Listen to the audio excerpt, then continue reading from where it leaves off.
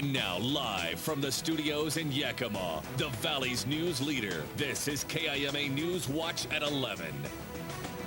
Good evening. Thanks for joining us. I'm Charisse, in for Aaron Nichols. And I'm Mike Conklin.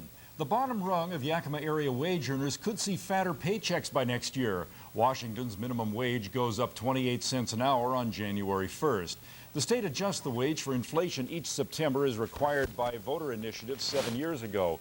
Local businesses say it could hurt consumers, though, in the long run. And every time minimum wage goes up, then every product that we get in the store starts going up. So then every time everything goes up to us, then we have to pass it along to the customer.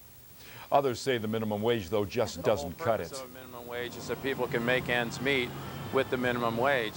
And if it's not high enough to feed your family, get to and from work, maybe pay a medical bill or two, it's not high enough. Washington will likely have the highest minimum wage in the nation. The sixth member of the military with local ties to die in Operation Iraqi Freedom is laid to rest. Rainy skies greeted the mourners who gathered for Army Sergeant First Class Larry Morrison. Morrison was killed during a roadside bombing last week in Iraq. Close to 100 family, friends, and co-workers consoled each other during the graveside ceremony at Terrace Heights Memorial Park. Morrison had served 16 years in the Army. Co-workers were shocked he was called up for duty after being out for so long. Him and I both got out of the service about the same time. It was a shock.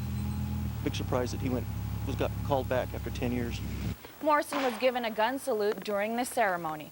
His son Larry Jr. is also in the Army. Despite his father's death, he's set to report for duty in Iraq early next year. Meanwhile, religious extremists from Kansas used Morrison's funeral to make a political statement. The demonstrations by the members of the Westboro Baptist Church and counter-protesters turned out to be peaceful, as police were successful in keeping both groups separated. The protesters shouted and carried signs that clearly stated their feelings toward homosexuality. They believe that God is punishing America for its acceptance of gays by killing soldiers in foreign countries. But the 7 in front of the funeral home were easily outnumbered by those who came out to show support for the Morrison family and other members in the military. My son fought, so they have the right to do that. I don't agree with it, but it is their right. I'm glad that it was a peaceful demonstration. I think that's what everybody wants. Despite some heated exchanges between the two groups, police were able to keep the crowds under control. The protesters from Kansas left before the funeral began. Well, our valley's drought may keep you from watering your lawn after today. One of Yakima's residential water irrigation systems is being turned off for the season. Many homes east of Yakima's 16th Avenue depend on the city's 308 system to keep their lawns green. Water is turned off every fall, but it's a little earlier this year. Just because of the low water level this year, we are shutting down a couple weeks early with the 308 system. The good news is the rest of the homes in Yakima will have irrigation longer than expected. Water in other districts won't be shut off until October 14th. Shane reminds us that even if your grass turns yellow, it's just dormant. It will turn green again with some rain or water.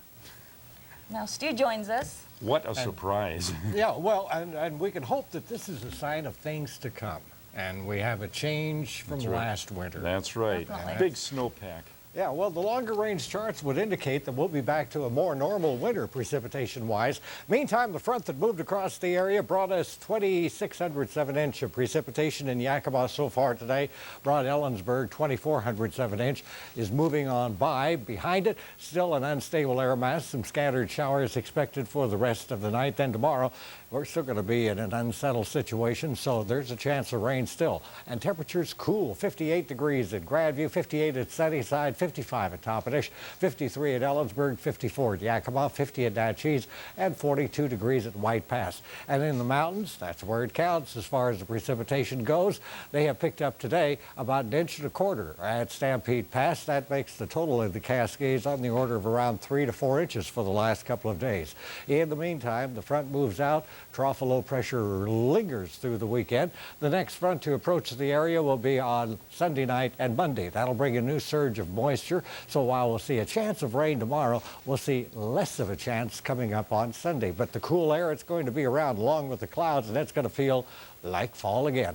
64 degrees at Ellensburg for their high. Same for Natchez. 72 at Tabernet, 73 at Sunnyside, and a high of 73 at Grandview. 54 outside now.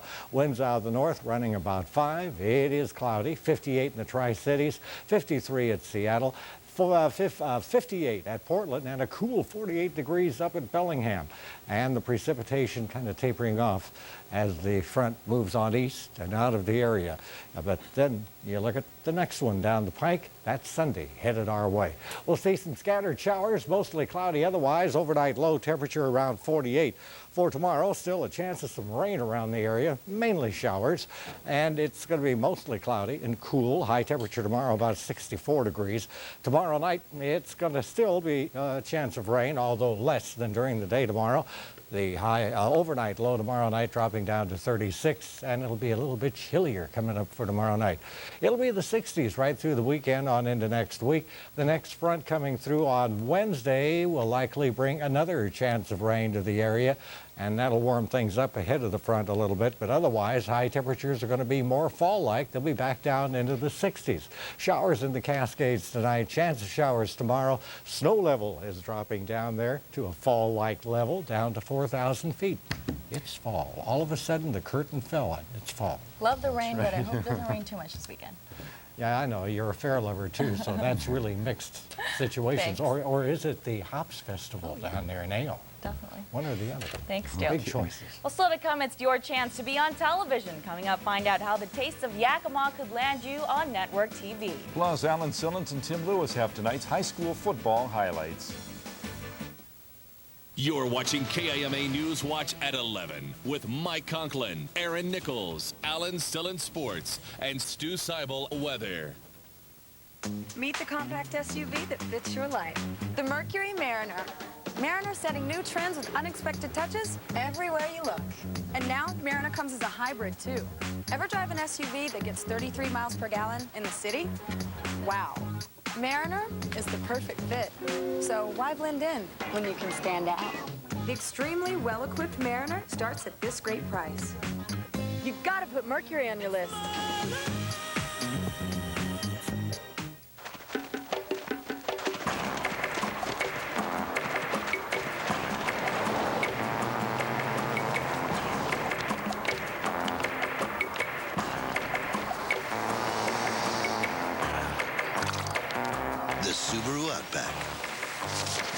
The go-anywhere, do-anything sport utility wagon.